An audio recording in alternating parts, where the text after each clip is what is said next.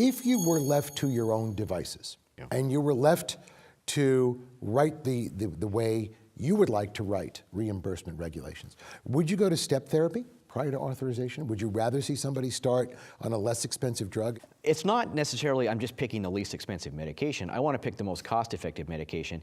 And I'm not saying start with the lousy drugs from 20 years ago and go through those. I'm saying if we have 4, 5, 6, 7, and future single tablet regimens, and there's subtle differences maybe between them, but generally speaking, they're all very effective. Is there an opportunity to at least say, have a conversation, well, instead of 7, we're going to cover 4 for first starts, and then go from there? We're more likely to be incentivized to build the other supportive programs around that if we have some collaboration around managing the utilization and cost of the medications. Because right now, again, we do some things, but there's more things that we could be doing. But I don't know, I think there's just a perception that we're leaving up to providers because if we talk about this, we're gonna get beat up. And you'd like tighter management?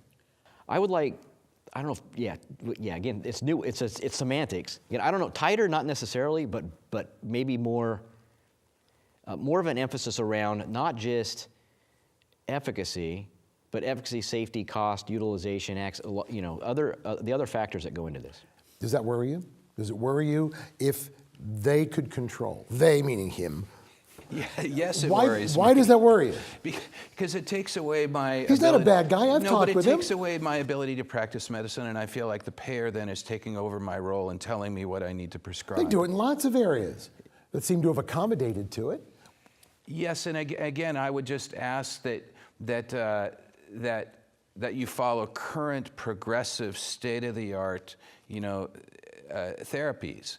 And so, for example, in the next year, we're expecting new treatments to come out.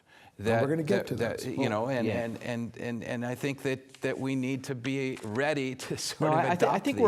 we're on the same page.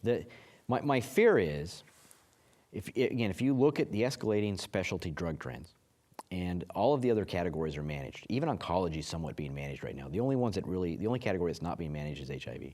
My fear is, if we don't have better conversations with the payer and the providers and the guideline bodies and everybody else around something, then payers are just going to start doing something that's going to be worse. What do you mean by they're? I don't want to leave that hanging. They'll start putting in step therapy and prior auths and limiting access and doing things just based on their perspective. But you've said you can't do that. Why can't you do that? Historically, it's been political, but okay. The environment is subtly changing, and because more and more, again, the employers' health plans, people who are paying for this are getting beat up in double-digit trends year over year, and it's affordability and access to insurance, and so the environment is changing. Mm-hmm. So categories that we weren't managing, hemophilia, oncology, categories we weren't managing historically, we're managing now. This is one that I think is heading in that direction. So my only comment is I would like to do it collaboratively, and I would like to have some conversations about what's appropriate and what's not, rather than just saying you can't tell me how to practice medicine, because at some point payers are going to say this is what I'm doing, and it might not be good for everybody if there's not some collaboration. That's more than just a veiled warning here. It's coming. So what I hear him saying is you better get your opinions in now and work with us collaboratively, because it's coming anyway. Well, you don't have to reinvent the wheel either, because it's already happening. I'll tell you, in South Florida, there's 2 Medicaid HIV disease state managed entities. So we have 2 HMOs for HIV in the Medicaid arena, and we have 1 in the Medicare arena that are HIV managed care in Medicare and Medicaid. So it's already happening in those arenas. We're doing it in Ryan White ADAP arenas, and I think that it's rather successful so far, and I just get concerned about restrictive formularies that handcuff me.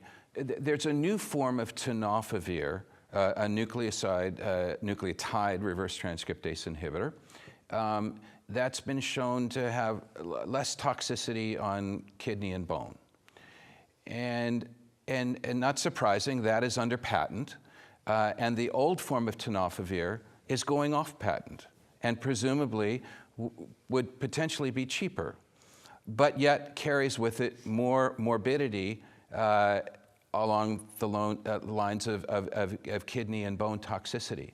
So I am concerned when I hear talks of adopting generics, which in my mind means older drugs that carry with it more potential problems, but yet are cheaper. And that's my fear when I start to hear these types of discussions.